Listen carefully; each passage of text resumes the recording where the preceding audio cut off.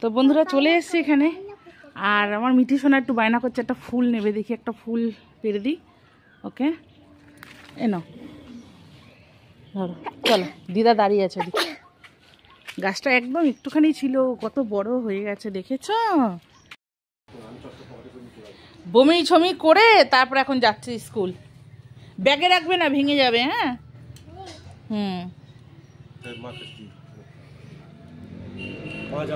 আমি নিয়ে যাব।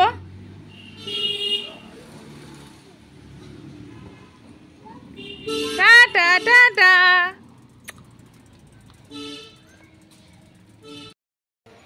তো বন্ধুরা রেডি হয়ে গেছি, যাই মেয়েকে, প্রচণ্ড রোদুর। বাসন কোসন মেজে নিয়ে দেখা হবে সে মাঠে। তো বন্ধুরা চলে এসেছি এখানে, আর আমার মিঠি সোনা একটু বায়না করছে একটা ফুল নেবে, দেখি একটা ফুল পেরে দিই ওকে। এনো ধরো, চলো। দিদা দাঁড়িয়ে আছে, গাছটা একদম একটুখানি ছিল, কত বড় হয়ে গেছে দেখেছো। দেখো দেখো দেখো, খুব সুন্দর জায়গা। আগে এই পুকুর পাড় দিয়ে কাঁকরোলের গাছ হয়ে ভর্তি হয়ে থাকতো, যেগুলো আমরা কিনে খাই। মানে অনেক কিছু সবজি অনেক আশেপাশের লোকেরা আছে, তাদের কিনতে হতো না, তারা এখান থেকেই মানে ব্যবস্থা করে গুছিয়ে গেছে, চাইলে খেতে পারতো। এমনই একটা জায়গা ছিল এটা। তো বন্ধুরা এইটা হচ্ছে সেই রাস্তা, আর এইটা হচ্ছে সেই প্রধান গেট। আগে তো এই গেট ফেট কিছুই ছিল না, চারিদিক খোলা ছিল। আগের দিনও বলেছি ছোট গেটটা একটু খুলে রাখে যাওয়া আসার জন্য। আর এই যে জাম গাছটা হয়ে রয়েছে না, এইখানটাই যে ভেতরটা, এইখানটাই ছিল একটা শিমুল গাছ। আর এই জায়গাটা যে ছোট নিচু, এই জায়গাটা এরকমই ছিল। আর ওই যে নারকেল গাছগুলো দেখা যাচ্ছে, ওইখানে কিন্তু একটা খাল আছে। তো আমরা এরকম মাঠে খেলছি গ্রুপ ধরে, মানে গ্রুপ বলতে কি 8-10 জন বাচ্চা ছেলেমেয়েরা আমরা সবাই খেলছি। খেলতে খেলতে তো হঠাৎ করে সন্ধে হয়ে গেছে, এবার বাড়ি যাব। সন্ধ্যের মধ্যে তো বাড়িতে ঢুকতে হবে। তো আমাদের একটা ভাই হয় সম্পর্ক, ওই 1-1.5 বছরের ছোট হবে সে। তো চলুন যেতে যেতে গল্পটা বলি। কেন এই ঘটনাটা ঘটেছিল এই রাস্তাটাতেই, এই ঠিক এই জায়গাটায় কালো প্লাস্টিকটা পড়েছে, এই জায়গাটা ঘটনাটা ঘটেছিল। তো এবার আমরা ওই ছোঁয়াছুঁই খেলছিলাম, খেলতে খেলতে যাচ্ছি বাড়িতে। এবার হঠাৎ করে দেখছি আমরা সবাই চলে যাচ্ছি, দৌড়ে দৌড়েই যাচ্ছি। এবার ওই ভাইটা, ওর নাম ছিল ছোটকা, ও কী হয়েছে, ও দাঁড়িয়ে পড়েছে, একটা পা আগে একটা পা পেছনে, যেমন মা কালী যেরকম করে দাঁড়ায় না, ওই রকমভাবে দাঁড়িয়ে পড়েছে। দাঁড়িয়ে পড়ার পরে এবার ও যাচ্ছে না কিছুতে। আমরা সবাই অনেকটা চলে গেছি, প্রায় সন্ধে হয়ে গেছে। তা ওকে ডাকছে, ভাই আয় চল বাড়ি, চ যাবি না? তখন ও কোনো কথা বলছে না, ওইভাবে দাঁড়িয়ে সমানে নিজের গালের মধ্যে আঁচড়াচ্ছে আর হাতে পায়ের মধ্যে আঁচড় দিচ্ছে, কেটে যাচ্ছে। এবার আমরা সবাই এসছি ওর সামনে, এসে দেখছো গালের মধ্যে আঁচড়েছে, হাতে আঁচড়েছে, রক্ত বেরিয়ে গেছে। তো এবার বলছি, ভাই তুই এরমভাবে আঁচড়াচ্ছিস কেন? আরও সবাই বলছে, এই ভয় দেখাস না, তো আমাদের ভয় দেখাস না, চল। আর তো বাড়িতে আমাদের অনেক কিছু বলতো, যেই মাঠে আসবি না খেলতে, কিন্তু আমরা তবুও আসতাম। আমরা ভাবতাম হয়তো আমাদের খেলতে আসাতে বারণ করে, আমরা কথা শুনি না, সেই জন্য ভয় দেখায়। কেন আমরা তো অন্য দিনও খেলি, আমরা প্রতিদিন খেলি, আমরা পুকুরে স্নান করি, কোনো দিন কিছু হয় না। হ্যাঁ, তো আমাদের বড়রা এরকম বলে, এরকম। তো এবারে আমরা শুনিনি কোনো দিনই। এবার সেই দিনকে চল আজকে এই পেছন দিকটা দিয়ে চলে যাই। হ্যাঁ, তো বন্ধুরা কেউ যদি আসতে চান আমাদের এখানে বেড়াতে, শিবরাত্রির সময় কিন্তু আসতে পারেন, ঘুরে যেতে পারেন, খুব ভালো লাগবে। তো এবারে ওকে ধরে না আমরা টানাটানি করছি, 1-2 জন টানাটানি করেছি, আমি না, আমার আগে আরও 2 জন ছিল।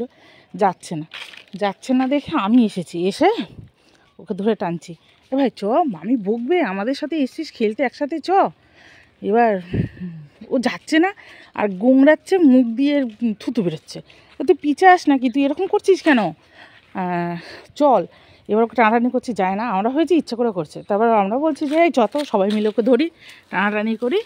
হ্যাঁ, তো বলার পরে এবারে আমরা 4-5 জন মিলে ওকে টানাটানি করেছি, ওকে হেলাতেই পারছি না আমরা। তারপরে যতজন ছিলাম সবাই মিলে আমরা বলছি, তোরা কী খেয়েছিস রে, এত শক্তি কেন তোর গায়ে, হ্যাঁ যাচ্ছে না কিছুতে। তখন আমাদের মাথায় ওসব আসেনি, আসলে তো আমরা সবাই ভয় পালিয়ে যেতাম, তাই না? তারপরে এবারে ওকে এবার বলছি যে তুই বাড়ি যাবি না বাড়িতে ডাকবো সবাইকে বল।